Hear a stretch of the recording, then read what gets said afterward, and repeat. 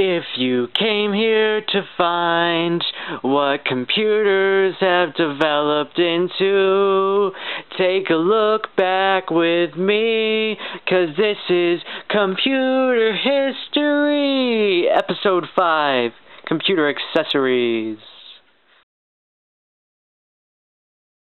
Hey, this is Alex Hughes, and today on Computer History we're going to look at some computer peripherals or accessories, if that's what you want to call it. So, I got some stuff lined up here. Let's go through it. The first thing we're going to look at is a 1980s dot matrix printer. Here is a dot matrix printer, a very common thing back in the 80s. I've never used it before, but we've had it for such a long time, and there's tons of paper. I hope to get this up and running again. To be honest, it's not in very good condition. This, I assume, is the printer head where like the ink is. You know, as you can see, the the plastic has just been mangled. Hopefully you guys know what to do here. Like, do they still sell this, or do I just take this piece of plastic off or whatnot? But that's that. And if you remove the back here, oh yeah, so this is detachable, so I assume the paper goes somewhere here, and it comes out here like the reams of paper. I'm not exactly sure what a lot of this functioning does right here. There's some of the buttons here. I think this, the paper maybe like goes through there. Of course you have the parallel port and the power cable. So that's the dot matrix printer. I mean, it has all the different like the stands and where like the paper tray is. Also has the original instructions too.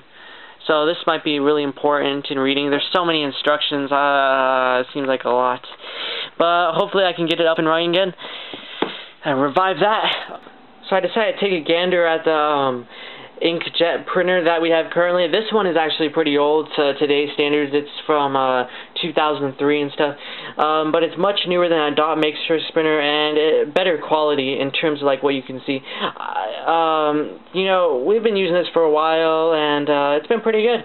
You know, it has a USB connection cable and a parallel port power cable, and it runs pretty well. Okay, so here we have a set of basically data storage systems, whether it be floppies or external hard drives. What I have seemed to learn is that floppies were basically what people did back then to store their information on, and as technology advanced, that was phased out into external hard drives. So here we have a floppy disk drive, but this one is definitely much more powerful than your average one. I did a little bit of research, and I think that means it can hold up to 90 megabytes, which were pretty big back then, I bet. It's a nice sturdy device. It's got its own, I think that's probably like where the fan is, you know, keep it cool. This is pretty heavy. But man, just trying to find this floppy disk online is really hard. You know, they sell it for like hundreds of dollars just for the thing. Really expensive. So I don't know if I'll be able to use this. I mean, hopefully I can find a floppy disk that'll fit in here, and once I try it out, you know, save some data. I mean, 90 megabytes can hold quite a lot. I mean, if you think about like a lot of text documents and stuff. Here's the connection, which is a parallel port. Ironically, I usually think of parallel ports as printers, but I guess even floppy disks too. I'm not really sure what this cable is for. I mean, I don't know what else. That doesn't look like anything that would fit in the computer, any of the computers that I have, so I don't know what that is for, but you know, you got a good storage system here. Hopefully I can get that up and running. Next we have this 5-inch floppy. We have a 5.25, I think, inch floppy internal drive. This, I assume, went to the computer that I showed the last episode, the first one, the 1985 one. It has the, it looks brand new. I mean, it's never been used before, so it's still in the case. some of my dreams for this is hopefully putting this into one of the computers and hopefully being able to transfer a DOS operating system into the computer when it works, hopefully. As you can see, very colorful circuits and all sorts of electronic stuff. The connectors here, I'm not really sure what. I know that's the power connector.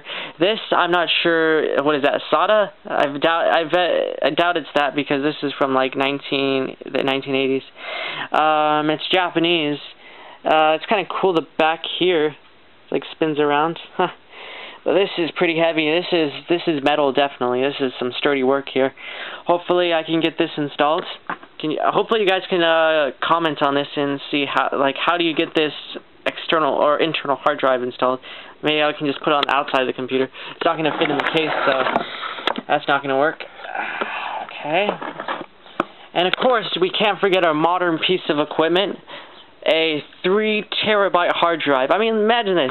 Okay, so this is from like, what, 2010, and this is from like 1990, probably 4 or something like that. This can hold 90 megabytes on one little floppy disk, or humongous anyways. This, you don't even need that. You can just plug this in, it reads it automatically, and 3 terabytes of information. You know, I don't even know who uses 3 terabytes of information. I mean, we don't even fill the whole thing up. I put a new hard drive in the computer for like 300 gigabytes. We barely even use that. This is 3 terabytes. I can't imagine that. That's insane. You know, it's nice and slick, and it's much tinier than this floppy drive. I mean, wow, that's awesome. And so it's amazing. You got to think how technology has changed, you know, over the years. It went from this big thing to, you know, this. It's nice and sleek. It looks nice. I mean, yeah. Let's not also forget to mention the cable, though. This thing is thick. I mean, that's a really heavy cable. And then you look at the external hard drive cable, it's like extremely thin, you know. So this is nice. So on to the next set of peripherals, we have wireless connectors. You know, this wireless connector I got online, and it's actually been really good so far. I remember I had to do so much research on wireless networking. I didn't know what was going on, but you just plug it in, install the thing, and it works. It works really well, I have to say. The internet connection's been really good. I mean, on the desktop computer, and especially good for older PCs. Like the one we have is from 2005, so the program stuff, you know, just got into wireless networking and all that. This is the piece of hardware that I hope you guys can figure out. I paired these two things together because I almost thought, what if this is like some sort of internet connection thing, but probably not, because it's from the 80s. The timestamp on here is 1987, so that was before the internet. It belongs in a expansion slot. And here's what it is. I'm not really sure what's going on here. As you can see, that's where you stick it into the expansion slot. There's the ribbon cable. I'm not really sure. Hopefully you guys can see that. It says it's some sort of software company, which is kind of weird. I mean, this looks like more like hardware. And then something on it says 48 megahertz. So what if this is like a processor? But I kind of doubt that there would be a processor on here. Hopefully you guys can figure that out. And so that's another piece. That's another accessory right there. So I showed you guys some printers. Very essential accessories. Of course, if you want to print something out, see like something on the internet. Of course, you got to have your storage devices. Very important for making sure everything stays backed up. Of course, you got to have your internet connection. You can't live without that. And some other piece of hardware that I don't know what exactly it is. This one was a random one I found. Some sort of templates. I think this is for programming and kind of like keyboard shortcuts, I think. I'm not really sure.